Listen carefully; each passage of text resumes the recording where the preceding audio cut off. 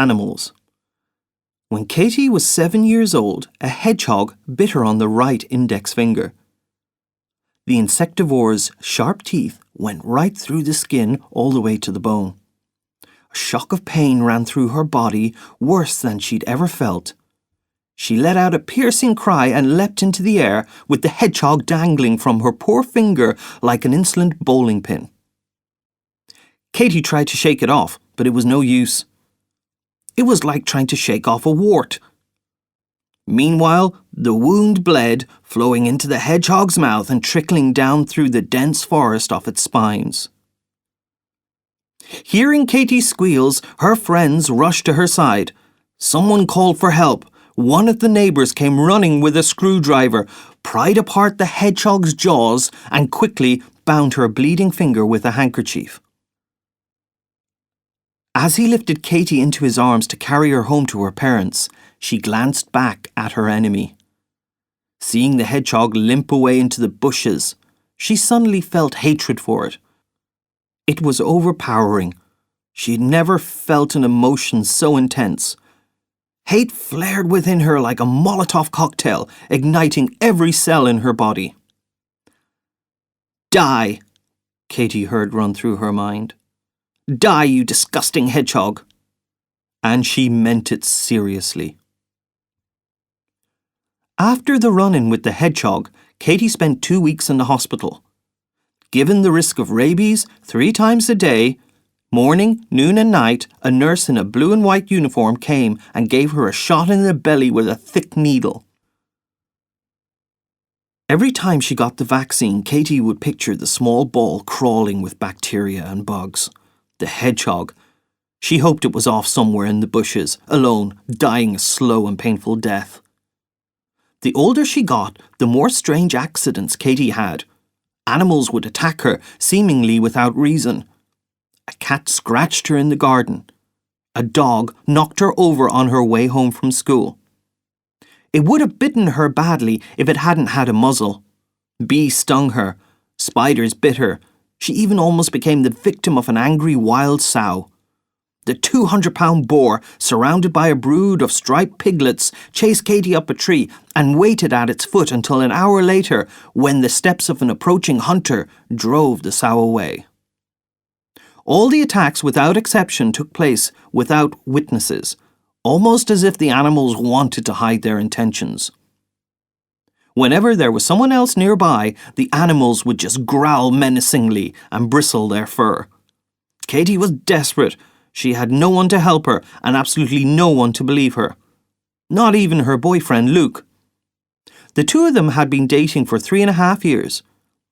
A 25-year-old graduate of the veterinary school at Brno University, Luke, of course, knew about Katie's aversion, but naively hoped it was just a harmless whim that eventually she would grow out of.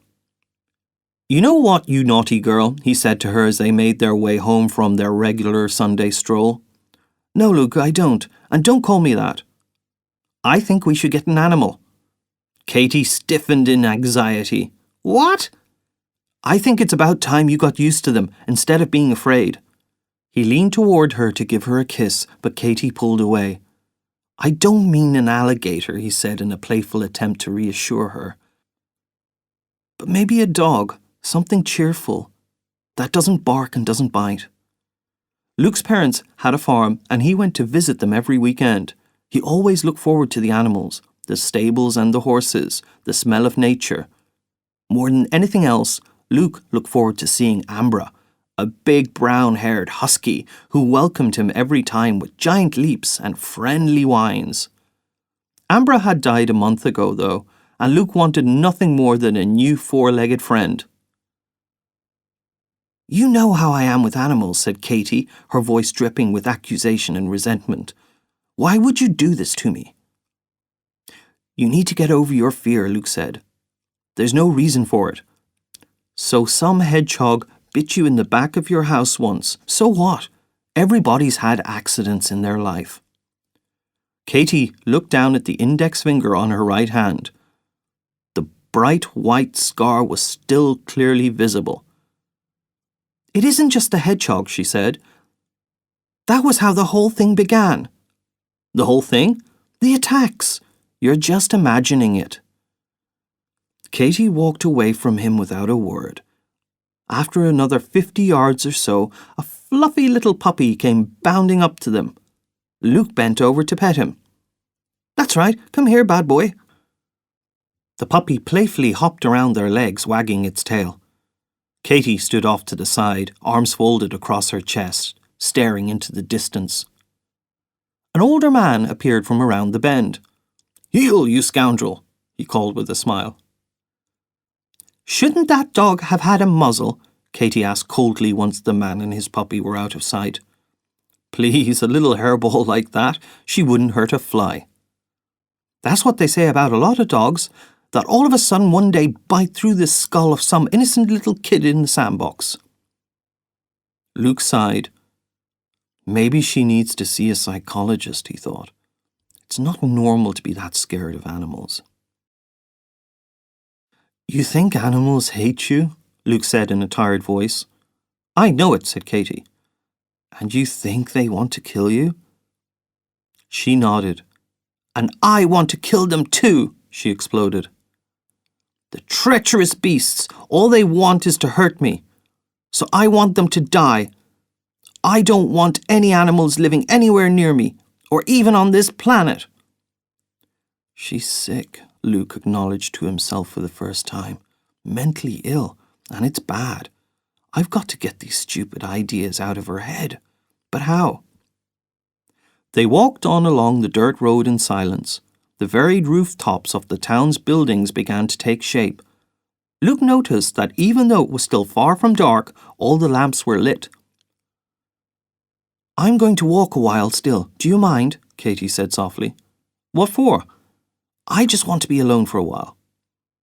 "My naughty little girl," he said, speaking to her like a child afraid of a spider under the bed. "Stop calling me that, please." Luke leaned over and kissed her on the hair. "Go ahead. I'll have dinner ready when you get back." Katie buried her hands in her pockets and made her way down the quiet autumn street. She felt like crying. She kicked carelessly at a bunch of fallen leaves, which made a comforting rustling sound. "How come no one believes me?" she thought. "Not even Luke. The animals do want to kill me. What is it going to take until someone finally understands? Do I actually have to be killed?" Lights glowed in the windows of the homes to either side. There's life going on inside every one of them, Katie thought, and all of a sudden she felt like the loneliest person on earth. The fluttering of wings disturbed her from her thoughts. A black-feathered bird passed overhead, changed direction, circled over the tree several times, then settled onto a rooftop. Katie turned and looked back with a frown. She didn't want to show that she was uneasy, so she slowly continued down the street, trying to act natural. The blackbird flew to the next roof in the same direction as her, then to the next. "It's following me," she realized. Katie went on walking, trying to decide what kind of bird it might be. A crow? A raven? Maybe a rook. "Die!" she thought, broadcasting a telepathic message. The bird cawed loudly as if to indicate the message had been received. Absorbed as she was in watching her pursuer, Katie didn't even notice the little rusty red squirrel. It stood about 15 yards ahead of her, in the middle of the road. It didn't move a muscle, except for the bushy fur of its tail, which ruffled occasionally in the breeze. It looked like it was stuffed. "What do you want from me?" Katie said softly. She had come to a standstill. There was no way she could go on. Between the bird cawing loudly somewhere behind her back and the squirrel blocking her way forward, she was surrounded. "Get lost!" she hissed at the squirrel. The squirrel moved its little mouth as if in reply. Katie weighed her options. She and the squirrel stood facing each other in the middle of the street like two gunfighters, waiting for the clock to strike high noon. Then the rodent made a move. It was so unexpected, Katie nearly flinched. The red squirrel slipped beneath the fence, darted across a lawn, and leapt onto the trunk of a tall larch tree. Katy heard the scratch of its claws scrambling up the bark. Soon the squirrel was lost in the branches, and it was silent again. Hesitantly, Katy continued on, keeping watch on the shaded garden to her left. At the sound of the twigs cracking overhead, Katy instinctively ducked. The next thing she knew, something small and hairy had landed on her neck. Pain! The sharp claws that a moment ago had dug into the bark now pierced her skin, tearing at her mercilessly. Katy, hands trapped in her pockets, fought back tenaciously. She finally managed to pull out the claws, but before she could grab hold of their owner, a new danger materialized. Huge black wings. Noiselessly they floated down from the closest rooftop and began battering her about the head, then sinking its claws into Katy's jacket. The crow or raven pecked at her face with its beak. "Go away, leave me alone," Katy screamed, flailing her fists. She could feel blood streaming down her back. Finally, she managed to knock the bird off her shoulders. Her winged assailant hit the pavement hard. Squeamish but determined, she then proceeded to grope around the back of her neck until she was able to dig her fingers into the soft fur of the squealing rodent. She flung it aside in disgust. The squirrel landed on all fours, took several running jumps, and seconds later had disappeared into the top of the larch again. Katy breathed out loudly. Her first thought was to flee, but then she looked down. The wounded bird lay writhing on the ground at her feet, helplessly trying to take off. "Die, you piece of shit!" she screamed, giving it a furious kick. The winged body plopped against the stone fence with a hollow sound, like someone slapping the bag of a bagpipe. Katy crossed the street to the fence and began kicking the bird in an absolute frenzy. Over and over, like a medieval warrior who knows no mercy. After a last painful caw, she heard the soft crunch of bones. Then silence. Luke hung his jacket on the coat rack. He took out a pot and put on the water for spaghetti, thinking about Katy. When a person is in love, they tend to overlook things that would otherwise bother them, or at least not attach meaning to them. But he had been dating Katy for 3.5 years now. The relationship had cooled off, and he had begun to realize that her animal paranoia was increasingly a problem for him. He should have known the first time they visited his parents. He didn't force Katy to do anything, collect eggs, groom the horses. Forget about taking Ambra for a walk. Still, she had been tense and silent the entire time. She had the look in her eyes of a prisoner going to the guillotine. "Can't you see the way they look at me?" she had said. "Can't you see they want to kill me? The rooster, the rabbits, even the dog." Luke realized she wouldn't even call Ambra by name, but the worst thing of all happened inside the house. Luke's mother owned a rosy-faced lovebird, a tiny green, blue and pink parrot whose cage had an open door so the bird could fly freely around the room. At one point it landed on Katy's shoulder and she went into near hysterical panic. She started screaming and raking her hands through her hair, then fled into the bathroom. When she came out, she tried to convince Luke the bird had tried to wound her with its tiny little beak, though even she had to admit she wasn't bleeding. It was embarrassing. On their last visit, Katy had been thrown from a horse. If he hadn't seen it with his own eyes, he probably wouldn't have believed it. He had deliberately chosen the quietest horse for her, a cold-blooded gelding that wasn't interested in anything except hay and sleep, but for some strange reason, with her on it, the horse had gotten spooked. Ever since, Katy had refused to visit his parents. Luke had agreed because he felt responsible for her fall. Now, though, he realized that by making that concession, he had started them down the path to a life without animals, and that was unacceptable to him. The timer on the oven was beeping. Luke got up and strained the spaghetti. He had an important question to answer. Was he willing to break up with Katy over her phobia? After thinking it over a while, he decided he was. The issue had to be addressed. Either Katy confronted it, or their relationship was over. Katie bolted down the darkening street, crying as she held a tissue to the bleeding wound on her neck. She ran into the house and threw herself into Luke's arms. "Honey, what happened to you?" said Luke. The sight of the red-stained tissue shocked him. "They attacked me," Katie sobbed. "Who?" Luke was furious. He shouldn't have left Katie alone. "She must have been jumped by hooligans. They were probably out for cash to buy cigarettes and cheap wine. Who did this to you?" "The animals!" Luke's sympathy fizzled out like a match thrown into water. "Luke, you have to believe me." Luke didn't reply. He led Katie into the living room, sat her down in the armchair, and cleaned the wounds on her neck with hydrogen peroxide. It must have stung, but Katie didn't make a peep. "How did you do this to yourself?" he asked frostily. "Luke, the animals attacked me, a big black bird and a squirrel." Luke tightened his lips. If his girlfriend hadn't been wounded, he probably would have hit her. "Don't lie!" "I'm not. You see those scratches." "Yeah, looks like wire brushes to me." Katie sighed hopelessly. She was winding up for a cry. "Don't," said Luke. "This has to stop, you hear?" "Why won't you believe me?" She was sobbing so hard he almost couldn't understand the words. Tears poured down her cheeks. "Because you're sick. The animals aren't your enemies.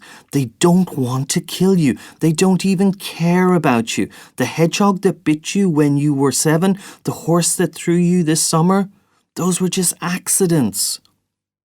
"I have evidence that the bird attacked me," Katie blurted. "Oh yeah? What kind?" "I killed it and left the body by the fence. It isn't far. Come look with me, please."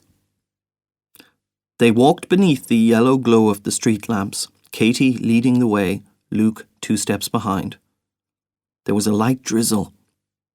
They went down the street after street, but Katie couldn't remember where the attack had taken place. She wanted to prove it so badly. She wanted to find her persecutor, but the bird seemed to have vanished into thin air. Someone must have removed it, either a cat or the owner of the home whose fence it was. Maybe the squirrel had come back to clear away the traces. Katie was devastated. On the way back home, neither one said a word. They were wet and chilly. As soon as the door closed behind them, Luke spoke. "I'm going to give you one last chance, or our relationship is over." "Luke!" "No, I'm serious. I will break up with you. You have to prove to me you're fighting against your fear. We're going to start visiting my parents again, and not only that, we're going to buy a dog." "No, not a dog, please." "It'll be a peaceful breed, a Labrador Retriever, the kind they use as guide dogs for the blind. He'll be a member of our household. We're going to feed him, love him, and care for him." "I can't." "There's the door. No one's stopping you from leaving. You can go back to your parents. I'll give you a day to move your things." Katie stood glued to the spot. "I want to be with you," she sobbed. She hugged Luke as tightly as if a deep abyss had suddenly opened at her feet and she was afraid she would fall in. "I want to be with you too," Luke said, "but tomorrow we go to the shelter." They walked through the pens, Katie stiff as a board, Luke eager as a little boy on Christmas. The sound of barking, snapping jaws, and rattling metal came from every direction. "Are you looking for any particular breed?" inquired a middle-aged woman with her hair in a bun. "We want a lab," said Luke. "Oh, well, we happen to have one right here, obedient and very friendly. 4 years old. Sadly, his previous owner died, but from what I know, he took good care of him. His name is Hoagie." They came to a pen housing a beautiful dog with shaggy cream-white fur. Unlike the rest, he didn't bark but only wagged his tail. The woman unlocked the door and called the dog to her. It cheerfully came running and immediately began sniffing around the cuff of Luke's pants. Katie, as usual, kept her distance. He's intelligent and totally easygoing, the woman continued. As you probably know, they use this breed as guide dogs. Yes. You'll be happy with him, I guarantee, as long as you give him love and don't leave him alone for too long. Katie shuddered. We'll take him, said Luke. He's amazing. Hoagie became a part of the household. He spent most of his time under the kitchen table where he had a bed all his own, but he often sprawled outright on the living room couch. As Katie had expected, Hoagie never growled at her when Luke was around. In fact, he didn't pay her the slightest attention. The moment her boyfriend wandered off to another room, however, Hoagie would bristle and growl menacingly. He wanted to kill her. Katie could see it in his eyes. She knew the only way she would survive was if she was never alone in the flat with him.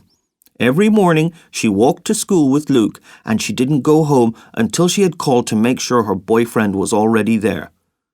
But even that tactic couldn't save her forever. Christmas was coming. Katie still refused to walk Hoagie, but she agreed at least to feed him. At 2 o'clock every day, she would warm some meat, sprinkle it with pellets, and set the dish beneath the kitchen counter. Hoagie never refused the food, but he growled at Katie the whole time she was in the kitchen. Eventually, Katie decided she would have to kill the dog. The incident that led to this decision took place the day before Christmas. Shortly after noontime, Luke stood from his seat and announced out of nowhere, I'm going out to get some decorations for the tree. Before Katie even had a chance to react, he was gone. The next thing she knew, she heard claws clicking across the kitchen floor, and Hoagie came rushing into the living room. He growled fiercely, baring his teeth like a wolf, readying itself to pounce.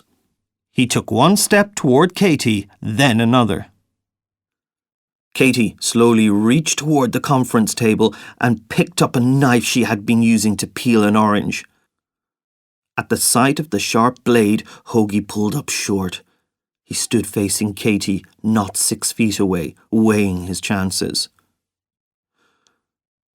The whole thing couldn't have lasted more than a minute, but to Katie it felt like an hour. Finally, she heard the click of the door handle. Luke was home. The decorations are here, he sang happily from the front hall. Hoagie instantly stopped growling, gave a bark for joy, and padded off to his master with his tongue hanging out. It was the day after Christmas, and Katie was washing dishes. Luke was dozing in front of the TV. Ironically, they were showing Hitchcock's The Birds. Katie unsteadily picked up a champagne glass, wrapped it in a dish rag, and smashed it with a hammer, making the shards as small and undetectable as possible. She had prepared Hoagie's dish in advance. Gathering up a handful of glass, she sprinkled it over the food and then pressed the individual splinters into the meat. They would cut through his intestines. He would die slowly in pain. Hoagie stood, waiting to be fed, fur bristling, teeth bared. Katie took the dish in hand, gave the dog a wicked grin, and stepped toward him. Just then Luke walked into the kitchen. His gaze slid straight to the shards on the counter. I broke a glass, Katie stammered. I was just going to feed Hoagie first. I'll throw that out in a second. Wait, you broke a glass while you were making Hoagie's food? What if you got some splinters in there? Luke took the dish from Katie, went to the bathroom and flushed the meat. Do you mind making a new bowl? We can't afford the risk. Katie took the empty dish and did as she'd been asked. In mid-January, she fell ill. She tried to put off seeing the doctor, but her fever could only be ignored for so long. The doctor diagnosed her with flu and ordered a stay-at-home treatment. Can you handle him on your own? Luke asked Monday morning as he was getting ready for work. Sure, said Katie, checking the knife she had hidden beneath her pillow. Just make sure to feed him. I'll walk him when I get back. Katie nodded. My naughty little girl, he said, stroking her gently on the cheek. I know you're trying, and I really appreciate it. You're a brave woman." The moment the door closed behind Luke, Hoagie appeared at the foot of her bed.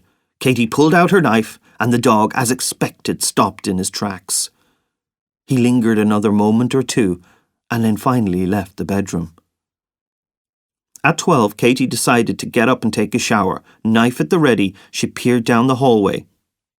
Empty. She peeked into the kitchen and saw Hoagie asleep in his bed under the table. She would have locked him in, but the kitchen had no door. Locking the bathroom door behind her, Katie laid the knife on the washing machine, undressed and turned on the water. She showered a full 15 minutes. By the time she was done, the bathroom was so full of steam she could hardly see. As she reached for a towel, her gaze landed on the washer and her blood ran cold. The knife was gone. She jumped to the door. Locked. Who could have taken it? She threw open the cabinet under the sink, desperately looking for something that she could defend herself with. The hairdryer? A comb? She snatched a pair of nail clippers out of her travel kit. Better than nothing, she thought. A minute passed, then 2. Katie wondered whether she should just wait in the bathroom till Luke came home. But soon her legs began to turn numb, and she was shaking with cold. She checked the washer again, then peeked behind it. Nothing. Then she looked inside and there it was, lying on top of the laundry, sharp and reliable. Katie breathed a deep sigh. She fished the knife out of the washer and stepped to the door. She turned the lock, then hesitantly poked her head out. The hallway was still empty. In a single jump, she flew across to the bedroom, wrapped in her towel, and locked the door behind her. The only furniture in the room besides the bed were 2 night tables on either side and a dresser. Katie hopped into bed and pulled the covers up to her chin. She had forgotten to dry her hair in the bathroom and was still shaking with cold. She laid the knife on one of the bedside tables and pondered her situation. How would she survive another week in the flat with the threat of death at any moment? It was almost time to feed Hoagie, she realised. But even just the idea of getting up and leaving the bedroom terrified her. She could lie to Luke that she had forgotten. No, she overslept. He would praise her for taking such good care of herself and fix the dog's food himself. Katie cursed her boyfriend. Why had she ever agreed in the first place? Why risk your life for someone who thought you were a liar? Why didn't she just leave him? She closed her eyes and tried to sleep. No thinking about Luke or murdering that crazy dog or any of her other problems. Then she heard the sound. She opened her eyes and stared at the ceiling. Something was wrong. Something was seriously wrong.